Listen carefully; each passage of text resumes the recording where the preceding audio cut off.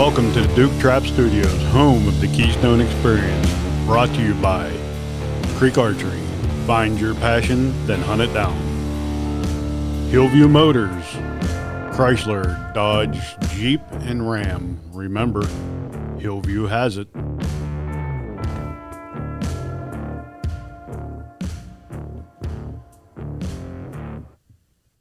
What's going on, everybody? We got a special guest with us tonight, the owner of Warhead Arrows.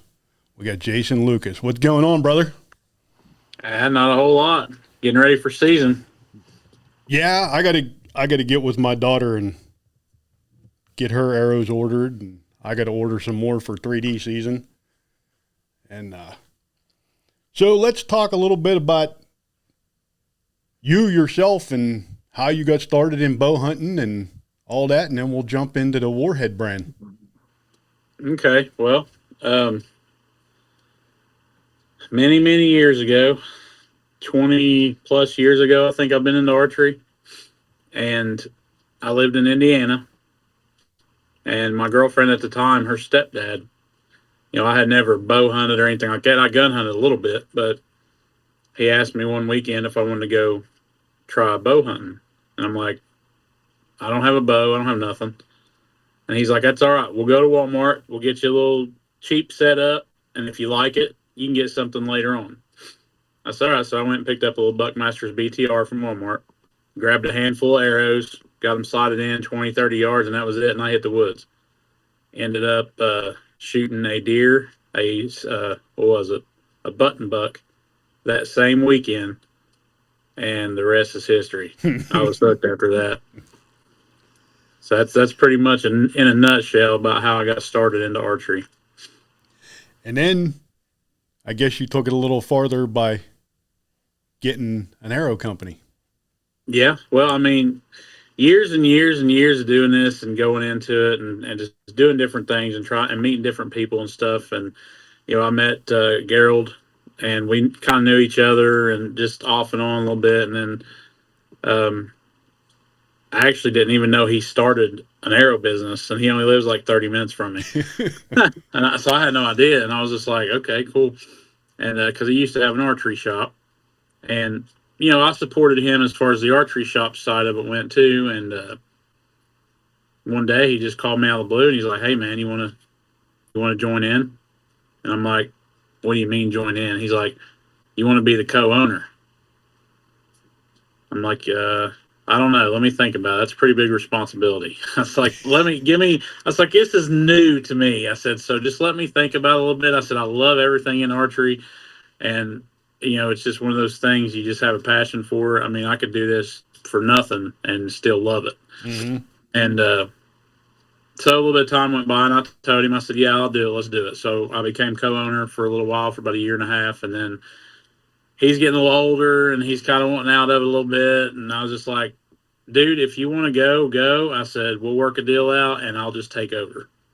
And that's pretty much how it happened. And here we are. This is my first year doing it by myself. And the people I've met, the people I've talked to, it's pretty amazing, pretty awesome. The people that you see out there, and just, hey man, I shoot your arrows. I do this, I do that. Just hearing success stories and stuff is pretty awesome. Yeah.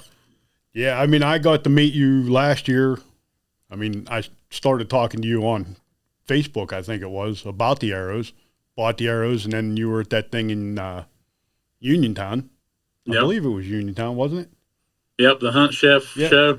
Yep. We got to hang out for the day, and I've been on the pro staff now for a year and a half or whatever, and we got some really good guys on there. I mean, I'm sure people, if they're paying attention, seeing the stuff that we're doing and all the cool stuff. I personally feel that with this podcast, this is the way I've always tried to do it, is stick with the small business. Yeah. The big business, they don't care about us. All they want to do is sell. Yep. My personal opinion on the whole archery industry is like that. It's all about money. And a lot of people, and that's kind of the direction that I changed the company a little bit in the direction of being more so for the people rather than just another money company, because I want to be that person that's one on one with people. I don't want to be just another guy in a suit that makes money that don't talk to anybody. Mm-hmm. I hate that. I can't stand it. and and everybody in the industry, and you probably know this as much as anybody else, that's all it's about now is money. And it's kind of sad, really, to be honest with you. Yep. Yep. That's what everybody says to me all the time. They're like, oh, man, you ought to make a lot of money with that podcast. Yeah. Well, guess what? A lot of the money that goes into this podcast comes out of my own pocket. Yeah. You know, I got sponsors. I'm not going to tell you I don't, you know, but they ain't paying me an arm and a leg. You know, Yep. I get some deals on some equipment, and that's the way it works, and that's the way I want to keep it. I'm happy doing what I'm doing. Yep. You know? And I'm happy supporting the companies that I support. Your company being one of them. You know, I posted that picture. I forget who posted that picture of that tomahawk through the cattle gate. And how many people said to me, that's no way, that's impossible. So here in a couple of weeks, I'm going to recreate that same deal. So, and I'm going to do it live so everybody can see it. That was a guy that sent me, I think it was a rain. That was a guy that sent me that picture, and he said, I missed my target, and it went through the gate. I walked my arrow off and put it back in the quiver and kept shooting it. Mm-hmm. Yep. I was like, dang. I was like, that's pretty good, because most times when carbon arrows hit metal or hit concrete, they're done. Yeah. I seen some guys up at TAC last weekend, because our TAC was just last weekend. I seen quite a few guys up there shooting Warhead arrows. So, yep. I mean, the name's out there. And, I mean, if you want to talk a little bit about each arrow, you know, go ahead. Well, obviously, my number one seller is the Rain. It's the carbon weave. It's a 204. For some reason, I don't know why, everybody likes a 204. Like, that's the most popular. I think it's just kind of a mid-size, because you have the 245, 246, and you got the micro. And I think it's just a mid-size, mid-weight. And I think that's why everybody likes 204. I have no idea why. But that's the top seller for sure. But it's carbon weave, really, really tough arrow. Unfortunately, they hit me with a patent, so I had to stop doing the post and sleeve on it, but I still do the half out. So it's a really, really strong half out on the front of it, stainless steel. And I ain't going to say it's the toughest arrow I got, because that tomahawk's pretty freaking tough, but it's pretty dang tough. Yeah. I'm trying to think. I put that tomahawk of mine through 4 deer last year. Yeah. And a turkey. So, and I hunted with it all turkey season this year. I missed the turkey at 82 yards with it. You're not supposed to miss. No, he ducked. He ducked. See, I always have a rule of thumb. I don't shoot at a turkey past 20 yards. That's just my own personal rule of thumb. I'm always nervous anyway, because they can see so good. Yep. Yep. That was my own stupidity, because he hung up on me out there, and I was getting frustrated with the last tag in my pocket, you know, and the season's running down, and I'm like, you know what? I'm confident enough. 82 yards. I'm going to smoke him in the head. Yep. Nope. He watched that arrow come right at him, and he went bloop, and that thing went right above his head. One thing I will say, I always tell everybody, if you know you're not going to get another shot at it, if you know you're not going to do whatever, if you don't try, then you guarantee yourself not to be successful. Yep. So, one of the other arrows you have is what? The exothermic? Yep. I've got the exothermic. It's a 245. It's just your basic standard size. Like if you would go to any of your big stores, retail stores, you know, Cabela's, any of that type of stuff, that's probably what you're going to find on the shelf typically, is just a standard 245. It's a lighter weight GPI, really kind of a thinner arrow, but for what it is, it does really good. That's the only arrow that I have on my YouTube channel with a kill shot, except for the tomahawk on my turkey. But deer wise, but it's another tough one. I mean, it's pretty good for just a standard shaft 245. It comes with options. You have 50 grain brass, 100 grain brass options, 12 grain aluminum insert options, and I think I'm getting ready to come out with a 20. It's either a 20 or 24 grain aluminum option, just to give you a little bit more weight up front, but not too much. So that's pretty much it with that one.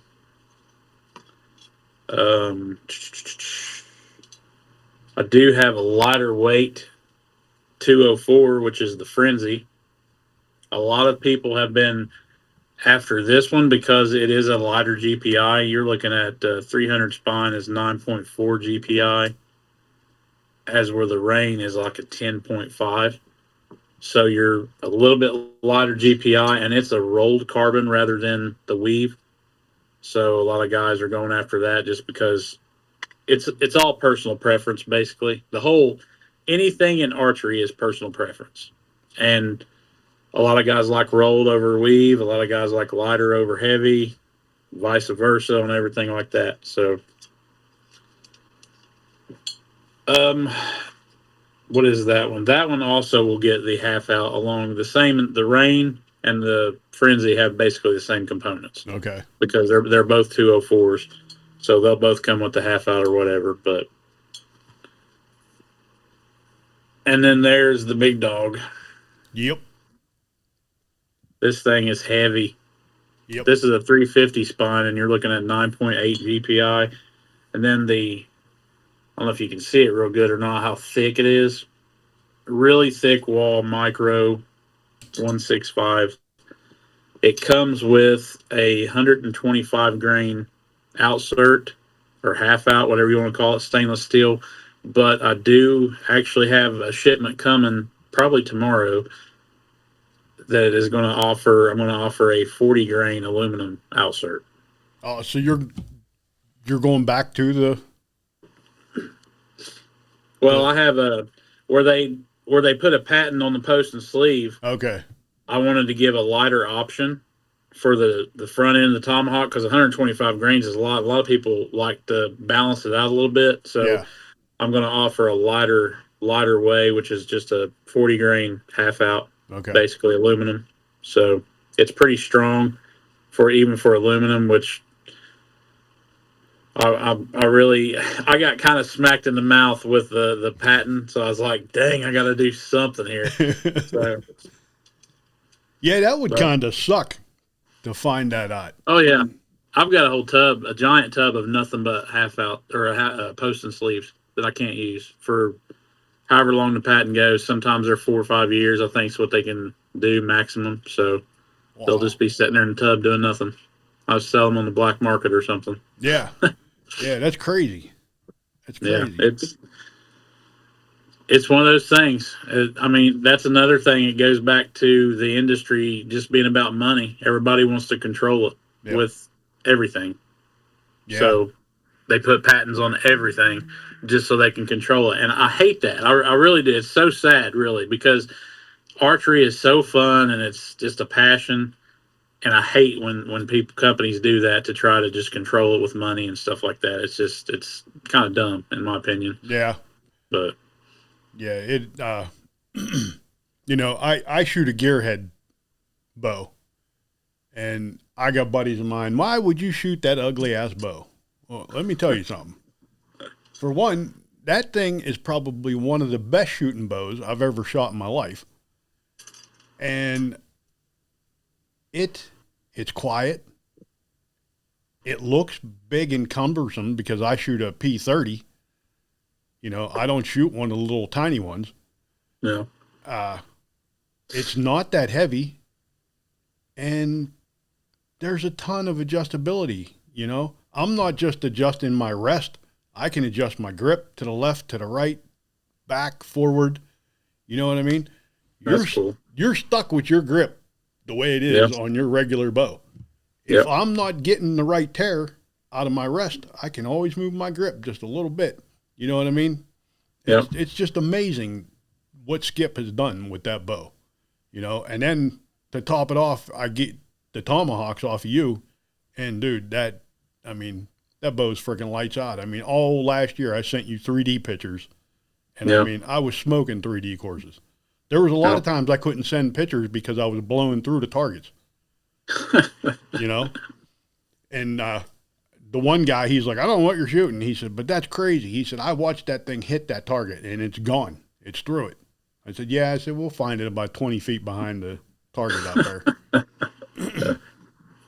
But That's the only bad thing. That's because my arrow is like 545 grains, and my deer target's starting to get really weak, so it just blows right through it. I have to aim back on the target just to hit some actual meat to where it will stick in there. Everybody's like, "You missed that big time." I'm like, "No, that's where I was aiming at. I can't shoot the vitals anymore."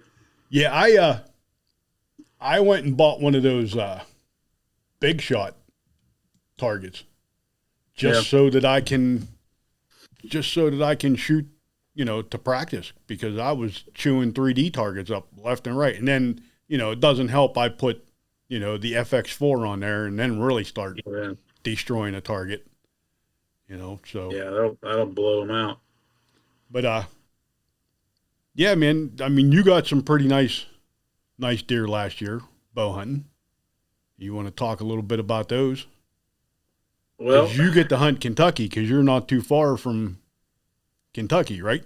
Yeah, I'm about 30 minutes from the river and just go right across. And then my parents live, I'm about an hour and a half from my parents' place.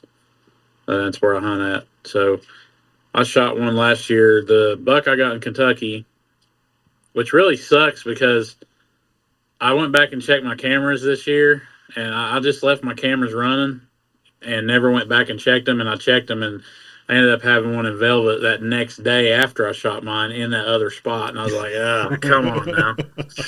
And he didn't lose velvet for like 6 more days. Wow. I was like, dang, man. But that one I shot in Kentucky, that was my 70-pound setup. I had a 250 Rain with the FX4. And what happened was he came in front of me. I had a doe blowing behind me. She never stopped blowing the whole time when I shot him and everything. And he come right in, quartered a little bit to me, and then he turned. When he turned, I drew back, and when I set my anchor point, he turned back to that quarter, and I was like, man, I got all the confidence in the world in this setup. So I let it fly. It went through his front shoulder, all the way through his body and out the back hip. Complete pass through his whole freaking body. That deer went 40 feet and piled up. And I was like, holy crap, man. Cleaned my arrow off, put it right back in my quiver, and kept shooting it. I mean, the FX4 on that Rain it was an easy track job. No doubt there. Yeah. The first deer I shot with the FX4 last year was a doe. This buck kept chasing this poor doe around. I mean, her tongue was hanging out of her mouth and everything else. And I couldn't take it no more because I didn't shoot nothing early in bow season. And I was like, you know what? I need one in the freezer because I'm starting to run out of meat. So she's getting it. Yep. She stopped at 25 yards. And I mean, I hit her square on the front shoulder in between my daughter's tree stand and her tree. She stopped right there. I shot between the tree stand, hit her on the shoulder, and in the video you'll see her. She does like 6 somersaults and piles up 30 feet. But it looked like somebody took a 10-gallon bucket and just threw blood everywhere, you know. Jeez. And then when I opened her up, her heart was cut. You know, you could see the FX4 mark straight through the heart. You know, the tomahawk blew through her, was stuck in the ground on the other side, you know, wiped it off, used it again a couple of weeks later. So, you know, I will say these arrows are really tough, you know. Yep. And you also you're offering custom fletching now and wraps. Yep. Custom. I've decided to go with the custom side of things. You can still get the standard stuff like you normally get, but if you want a custom fletching, custom wrap, custom built, I'll spine align them, do all that type of stuff, whatever. Cut them, insert them. That way you can pull them out, throw a tip in it, and start slinging them down range. I figured that was something that I was wanting to get into it for a long time, but I really didn't have the time to. But now that everything is here at my house, I've got time to do all kinds of stuff. Because it was a 30-minute drive for me to go to the shop, and I'd have to go on my days off, and some days I had other stuff to do. I just didn't have time to do it. But now I figured I can do it. Just basically the way I'm wanting to take the company is where you can just make it personal with people. You can talk to people, interact. They can tell you what they want as far as arrows builds go. You can conversate with people. That's another reason I'm doing it. I think it's just a really good thing just to kind of have it on that personal level with people. And what else we got going on over there? We got anything new coming out?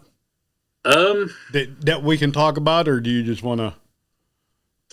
I've got some stuff coming that I'm not really going to mention any of that part of it right now because I really don't know if it's going to happen or not, but it's definitely looking at it. I do have some things coming that it's probably going to be available to the field staff team first, and then I'll go from there to see if I'm going to get more of them. And it's basically just hip quivers. Okay. Because that way you can have a hip quiver on you, load your arrows up. So that's something to test. I'm getting some test product in for that to see how that's going to work. And I've really thought about trying to make a rain like a 2.0, a lighter GPI rain. Okay. Just for the guys that like that lighter GPI. I'm going to have some test shafts on that, possibly, just to make sure, because I really don't want a crap arrow, you know what I mean? Right. I don't want to send an arrow out there and it breaks every 5 seconds. And I just don't want to deal with that. I will make sure that there's quality coming out of this place before I even think about doing it. So, right. Other than that, not really. I mean, new components, obviously because of the patent, but I am thinking about going some different colors on the lighted nocks. I'm thinking about adding some different colors to the crossbow side of it, and adding some red and blue to the crossbows. Oh, that's right. I forgot. You make bolts. Yeah. I actually forgot all about it too because I never talk about it. You know what? I got a guy that gave me a crossbow a couple days ago. He said, I bought this thing. I don't hunt no more. I'm 80 years old. He says, here, you can have this. I'm like, dang, that's cool. This is nice. I said, I'm going to actually order me some bolts, and I'm going to take it out and try to shoot some groundhogs with it this summer. Yeah, that'd be fun. You know? I don't shoot my crossbow very much. I don't think I've shot my crossbow in 4 years. And I really, for some dumb reason, I want to go out and kill turkey with it. Yeah. I mean, that would be really fun to me. I'd say it's going to be a lot easier than trying to do it with a bow. I mean, you could probably get away without having to sit in a blind. Yeah. You know? What else would be fun? To put a thermal on it and go try coyote hunt at night. That would be fun, too. Yeah. I have a night scope. I don't have a thermal, but I've got a night scope. Stay tuned.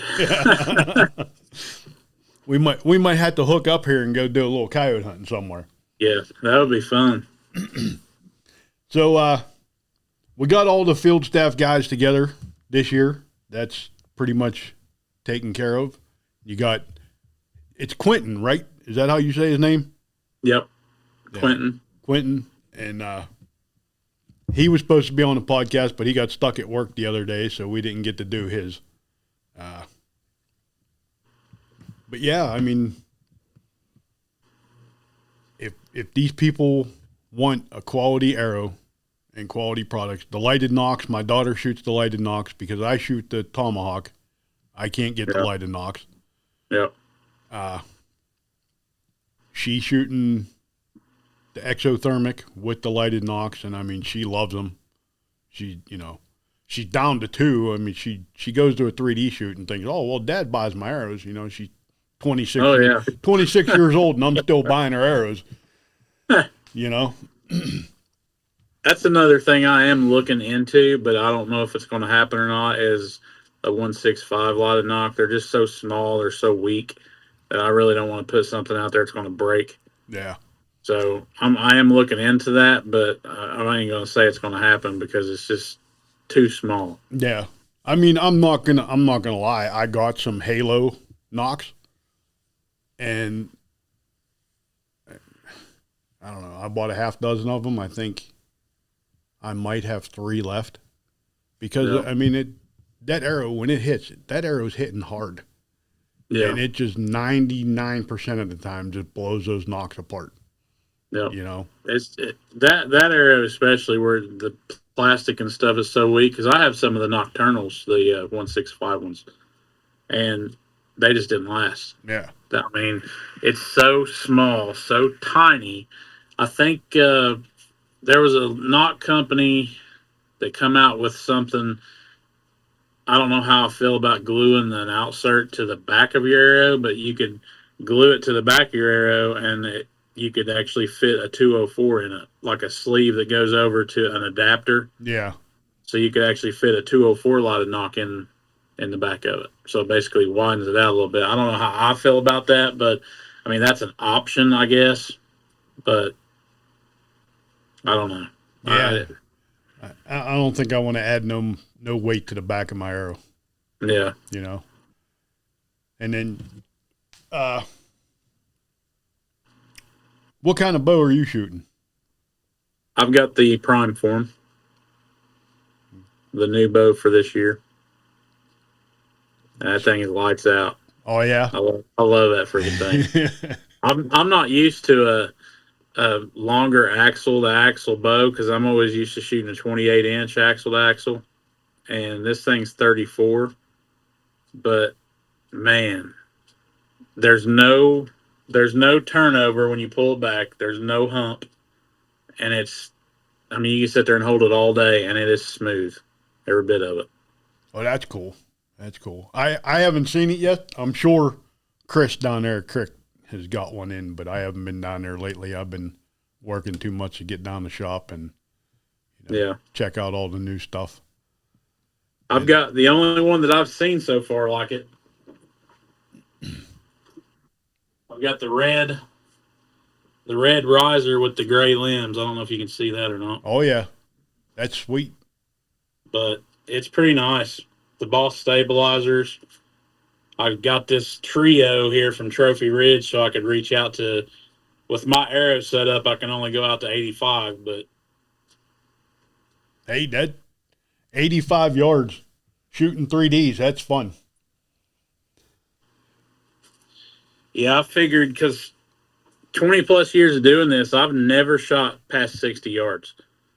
And this year I was like, you know what? Everybody's talking about tack and doing all this. I'm like, I want to freaking get into this. So I went and got that sight, and I was like, I cranked one out 80 yards the other day, and I was like, that was just fun. I'm like, what the frig am I doing? Why have I not done this for so long? Yep. But yeah, I got a buddy of mine. I've never shot 3D or anything like that. It's always just been hunting. So it's pretty fun.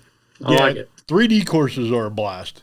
I got a buddy of mine, me and him used to shoot down at our sportsman's club, and me and him would always shoot 120, 150 yards, you know, and them guys are like, how in the hell are you guys hitting those targets that far away? Like, oh, you know, number one, you just can't be scared. The arrow company always makes more arrows. Don't worry about losing them, you know. You got to keep somebody employed. Yep.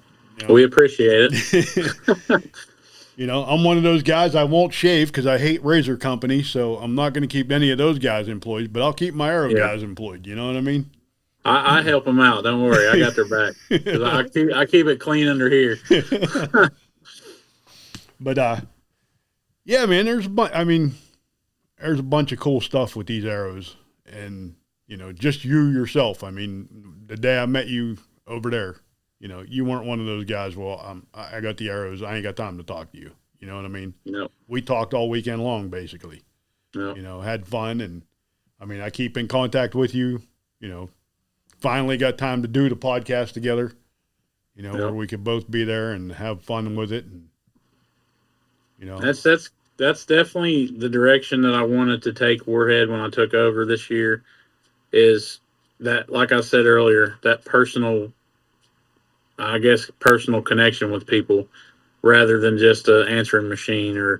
Which, don't get me wrong, sometimes if you call me, you're going to get my answering machine because I got a full-time job aside from this one. But just that one-on-one connection with people. People can call me, they can text me, they can message me on Messenger, whatever. It doesn't matter. You're going to be talking to me. You're not going to be talking to secretary, or you're not going to be talking to any of that. You'll be talking directly to me. So there's just that one-on-one connection with people is what I want with the company. I think in the industry that has kind of been forgotten a lot. Yeah. And that's the only reason why I wanted to take the company in that direction, more so than just having like a bunch of dealers and stuff. Which, don't get me wrong, I have my dealers, I have my normal dealers, my local dealers and stuff like that. But I backed off of a lot of them just so I could do that personal level stuff. So right, yeah, and I was just looking some of the. I don't know why this keeps switching off. Like some of the custom stuff, like those wraps you had on the other day with the deer fur. Yeah, those freaking things were awesome. I'm actually gonna probably talk to you after we get done with this podcast about doing a set of those. Yeah, that's an idea that I ran by Cody at Benton's, and he's a wrap company. He's kind of new, and I'm like you. I like supporting smaller businesses, smaller local companies if I can get local. But he's a brand new wrap company, and I was like, I'll give you a shot. I said, I got my own wraps. I said, but I'll still give you a shot. I mean, I ain't tied down to one set of wraps or whatever. But and I thought about this. I'm like, man, I haven't seen a deer hair wrap anywhere on the market. And I'm like, we're gonna make this happen. I was like, something, because that would look freaking awesome. Because you can see the blood on deer hair really clear, really good, and just the look of it. I mean, and he came through big time on it. I mean, I was really happy with what he came up with. Yeah, that is pretty cool. Yeah, I might have to talk to him and see if he can get my logo on some wraps, and then just have you make. He probably could. I think he's going to do some wraps for Quentin also. Is he? Yep. And then where are they? You actually do have some of those jumbo size shafts too. The Endeavors, the V23 shafts for those guys that like them line breakers. Yep. The paper target guys. Yeah, that's the only target shaft I've got. I've had some people ask me about coming out with a 27, but there's not enough people that's asked me to come out with it that it would be worth it to me. Now, is that the setup where it's got the pins on the back for the nocks and all that stuff? Is that, I mean, yep. Okay. I've got nocks and bushings, and then I've got the pin knock now. I actually introduced that this year as a new component for the Endeavor, as the pin knock rather than just the knock and bushing. So that's another option I got for that. I was thinking there was something else I was getting for that, but I can't remember what it is. I've got points, I've got inserts, everything you need to get out there and sling some targets. The names of the arrows are just the best. I mean, the crossbow bolts, the napalm. I mean, that just, if that don't make you want to go out and shoot a groundhog in the head with an arrow, there's something wrong with you. Yeah, I'll give. I'm going to give Gerald credit. He came up with some pretty good names. I mean, he's the one that started the company. I'll never take that away from him. But he definitely done good with some names and stuff like that, and the product and all that. I'm just trying to keep it alive. Now the napalm, the crossbow bolts, do those come with flat nocks, half moons? Yep, I've got an option for a flat cap, and I've got an option for the half moon, and then you can also get a half moon lighted knock for them also Okay. as an option. They all come with a 100 grain brass insert. Oh man, and there's a ton of different sizes too. 16 and a half, Yep. 18, 20, 22. And the way that the napalm works is just like a normal arrow.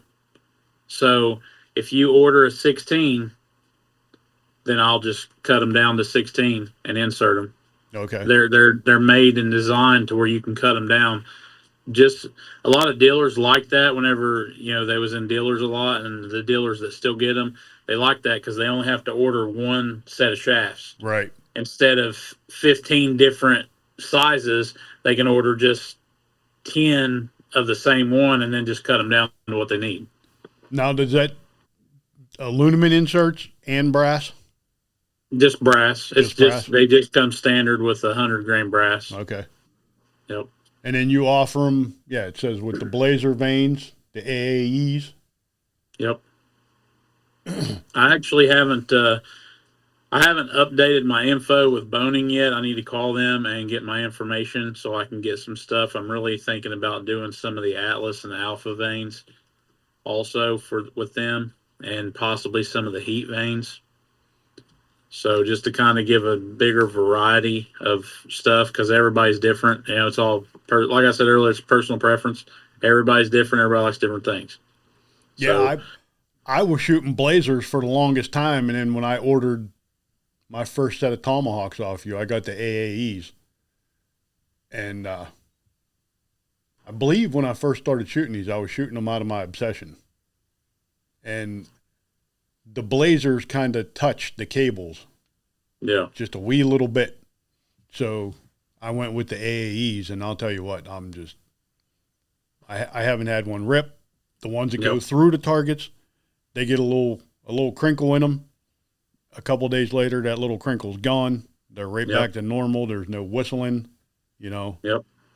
I mean, when I get them from you, they're done. I don't have to worry about them coming off or anything like that. You know. And what else we got on here? We did the lighted knocks. We got a bunch of, well, you had a bunch of apparel on there. Yeah, I took some of the apparel off just because you wouldn't think, but apparel just doesn't sell at all. So there's no sense in having it Yeah. if it's not going to. I am actually. I'm going to talk to a guy to get this hat right here made Okay.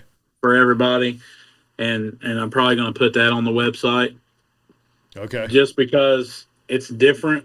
And I actually just had this hat made just for me because I like wearing my hats backwards. Uh And that's the only reason I had this hat made. And everybody's huh. like, "When are you getting that hat? When are you going to start selling that?" And I'm like, "I'm not. It's mine." But I'll Yeah. probably end up getting some of those on there and adding that to the website too here eventually. So Yeah. I did the whole get t-shirt thing. You know, now I have a company that they got a store set up for me. You go to the store, you order it. I don't got to touch it, you know. yep, And then I started dealing with a new hat company because it seems like everybody's into this leather patch deal. yeah, So I hooked up with a company here in PA called the Hat Shack, and she made me a couple hats for a show that we did. And she said that weekend she sold like 25 of my hats with the dang, logo on it. And I was like, okay. She says, well, would you mind if I put it on my website and sell it? You know, your customers. I was like, you do whatever you want. I mean, yeah, you're going to deal with it. I don't want 100 hats at my house where I got to yeah, ship them and stuff like that. She's like, nope. They email me or whatever. I make the hat. It goes out the next day. And, that's nice. you know, I believe, if I'm not mistaken, I sent her your logo the That'd be chief cool. had to see if she could make me one. And she's like, "Well, we got to talk, and I don't want to be making." I was like, "Just make one and send it to him. He'll like it. Trust me." So That'd be cool. Hey, if I could do that, I may end up getting in contact because if I can do that and people and I don't have, like you said, don't have to have 100 hats sitting here and me ship them out. yeah, That would be the way to go because then people could get them anytime they wanted. I wouldn't have to have them on the website yep, out of stock. yep. That's the way I So like it. I mean, they go straight to them. Everything's set up there like it's the Keystone Experience. Yeah, the Keystone Experience collection yeah, in the hats. So I that's mean, what I have. there's one of them there, Oh, that's cool. and then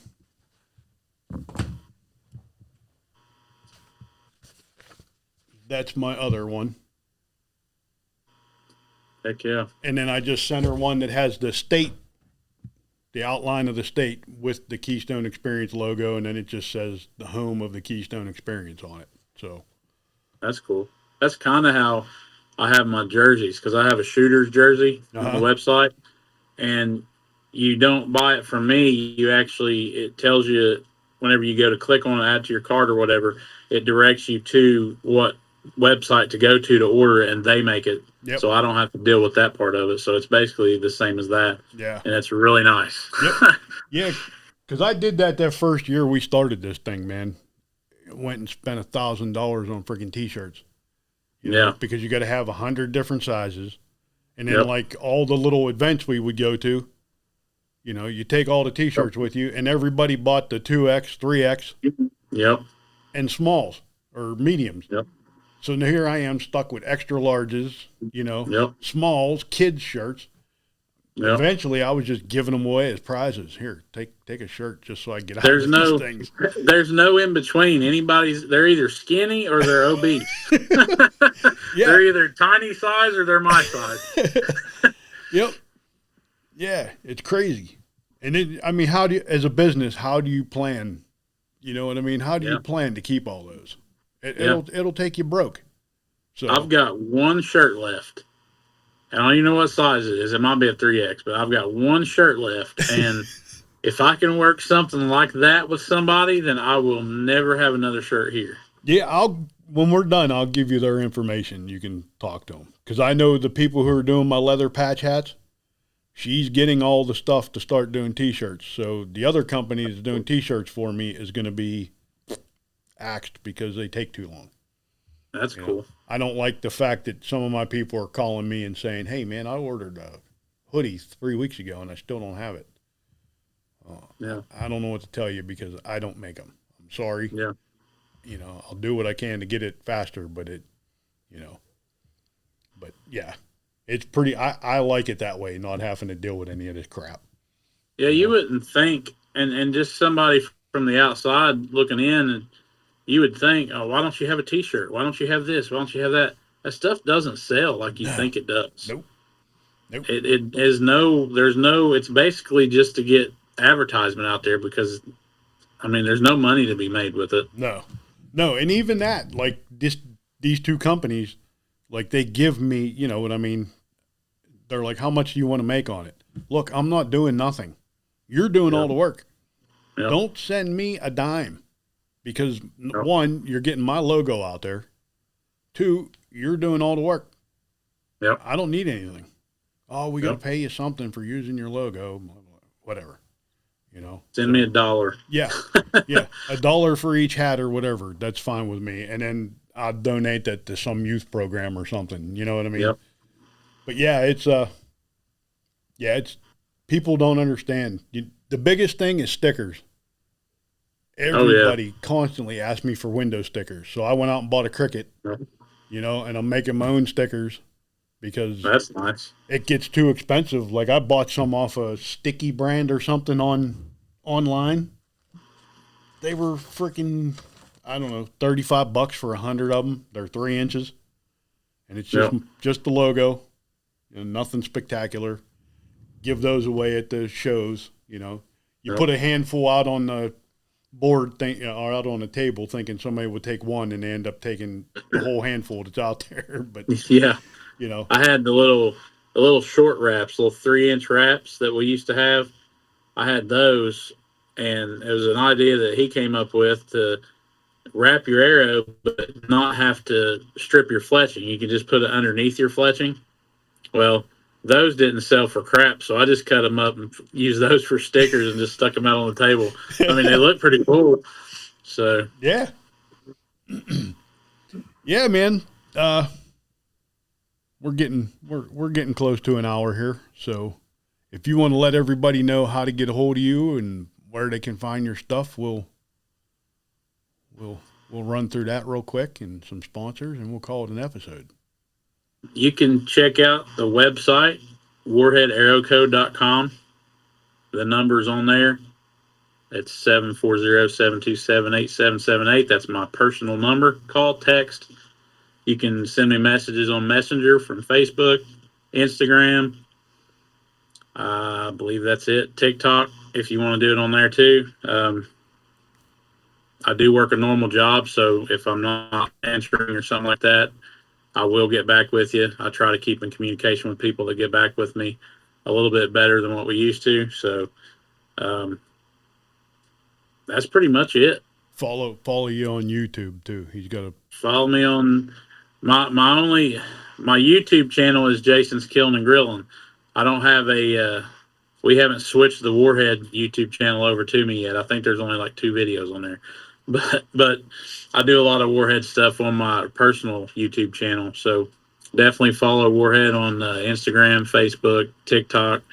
I started a new TikTok page. I'm hoping it doesn't get banned for dumb stuff because TikTok is stupid. So you'll see a lot more stuff, a lot more success stories and things like that on Facebook and Instagram more than you will TikTok. TikTok's basically just pictures with music and a video here and there because of their regulations. Yeah, so, they got me the other day for that video I put up with the turkey walking out of the woods, the final walk, I call it. Yeah. And they took it down. I appealed it. They put it back up. 3 days later, they took it down again. I appealed it. They let it back up again. It's like, come on, I shouldn't have to do this. And they never put mine back up if I appeal them. Never. And they're not even that bad. No, they're not even showing animals or anything. I'm like, why is this violating a guideline? I don't know. Yeah. So, all right, buddy, stick around. I'm gonna run through some sponsors here real quick, and then we will wrap this thing up. Hey, thank you for listening to this episode of the Keystone Experience. Please make sure you check out these fine sponsors that make this podcast possible. Apparition Sense, Chico Outdoors Incorporated, Back 40 Seed Company, Gearhead Archery, Forget Genetics, Trapline Beard Oil, Weeby Knives, Wreck Broadheads, Coon Creek Trappers, Wilson's Wildlife Solutions, Baits and Lures, Redline Bow Hunting, Rack and Stick, Scout Tech, XL Construction and Renovation LLC, Warhead Arrows, Freaky Frank Custom Tackle, Black River Shot Company, Coyote Cords, Rocco Family Farms, Steve Rocco Media. Watch us on Carbon TV. Listen to us on the Outdoor Call Radio app. Follow us on Facebook, Instagram, and TikTok, and be sure to subscribe to our YouTube channel.